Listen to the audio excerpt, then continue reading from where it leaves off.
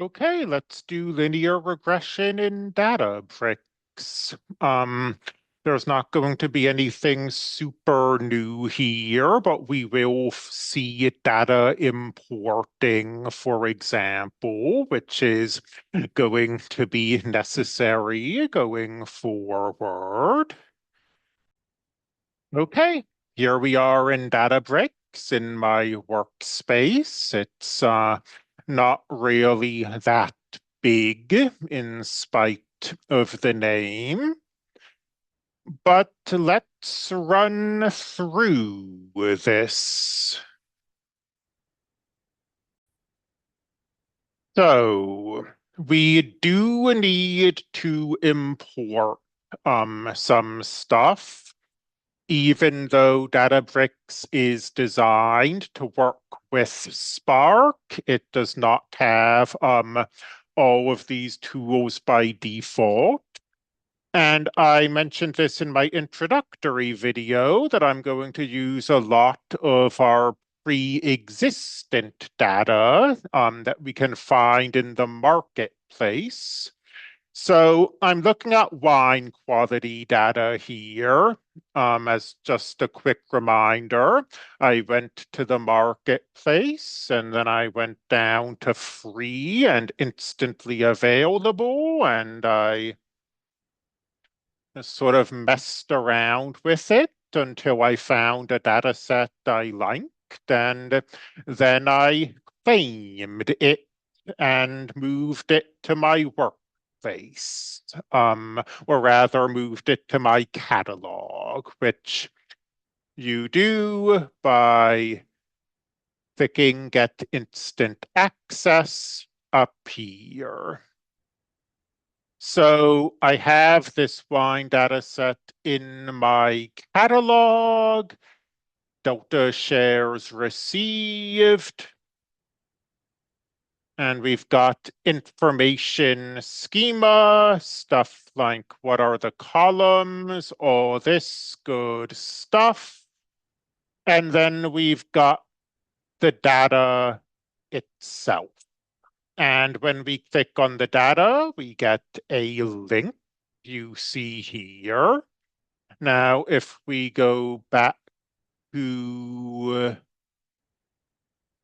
this regression file, I used that link to import the data. And the only thing maybe of real note here is Delta. Delta Lake is a storage format for big data. And I'm fairly sure, don't quote me on this, but I'm fairly sure all of Databricks built-in data sets are stored using Delta Lake, so you'll always have this. Then features columns, I'm going to do multiple linear regression. So we'll have one Y value and a bunch of X values. And the X values in this context are called the features. So I'm just using all of them. Just as a quick reminder, we can see the column names just as if this were a pandas data file. So I'm going to use all of these columns to see if I can predict the quality of the wine using linear regression. So I identify the features.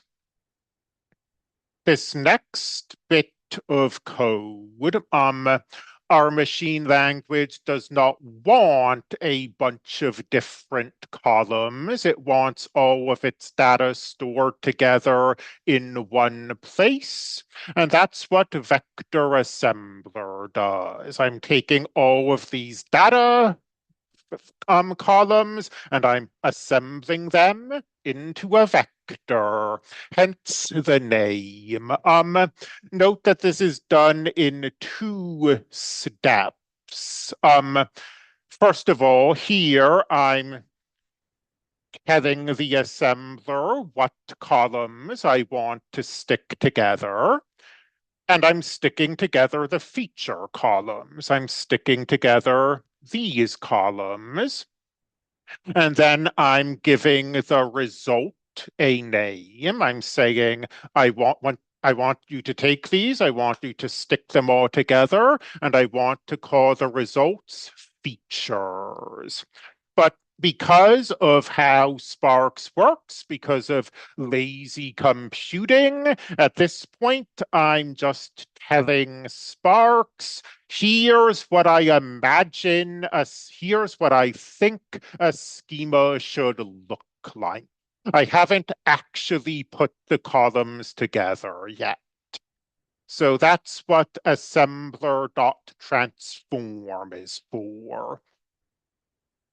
Although, again, due to lazy computing, because I haven't done anything with data at the moment, this is just an instruction. I haven't actually created anything.